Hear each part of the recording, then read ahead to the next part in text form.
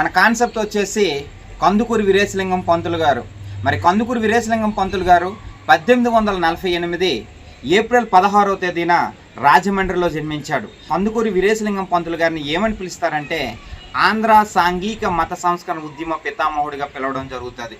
మరి భారతదేశంలో సాంఘిక మత సంస్కృతి ఉద్యమ పితామహుడిగా ఎవరిని పిలుస్తారంటే రాజా రామ్మోహన్ రాయ్ని పిలవడం జరుగుతుంది.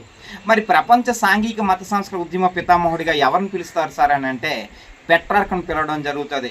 పెట్రార్క్ ఎక్కడ సార్ ఈ ఉద్యమాలు చేశాడు సార్ అంటే ఇటలీలో జరిపించడం జరుగుతుంది. మరి కందుకూరి వీరేశలింగం పంతులు గారు ఆంధ్ర ప్రాంతంలో మరి స్త్రీల విద్య గురించి, స్త్రీల కోసం విశేషమైన కృషి చేసిన మహానుభావుడు ఎవరంటే కందుకూరి వీరేశలింగం పంతులు గారు. మరి ఈ కందుకూరి వీరేశలింగం పంతులు గారినే మరి ఆరుద్ర అనే వ్యక్తి ఏమంటాడంటే కోటి లింగాలు కొట్టుకుపోయినా పర్వాలేదు వీరేశలింగం ఒక్కడుంటే చాలు అని అంటాడు.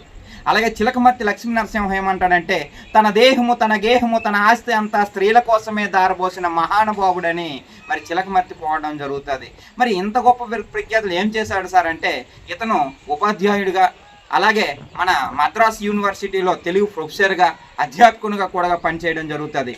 మరి కందుకూరి వీరేశలింగం పంతులు గారిని ఎంజి రాండే గారు దక్షిణ భారత విద్యాసాగర్ అని పిలుస్తారు. ఎందుకు పిలిచారు సార్ అంటే మరి కందుకూరి వీరేశలింగం పంతులు 1881 డిసెంబర్ 11వ తేదీన గోగులపాటి శ్రీరాములు మరియు సీతాదేవి అనే వీళ్ళిద్దరి మధ్య తొలిసారిగా వితంతు పునర్వివాహాన్ని జరిపించడం జరుగుతుంది. మరి ఈ తంతు వివాహాన్ని జరిపించాడు ఎక్కడ సార్ అంటే రాజమండ్రిలో జరిపించాడు. మరి భారతదేశంలో తొలిసారిగా జరిపించింది ఎవరు? ఈశ్వర్ చంద్ర విద్యాసాగర్. అతను 1856 డిసెంబర్ 7వ తేదీన జరిపించడం జరుగుతుంది. అందుకే అతన్ని ఎంజి రానడే గారు మరి దక్షిణ భారత విద్యాసాగర్ అని పిలవడం జరిగింది.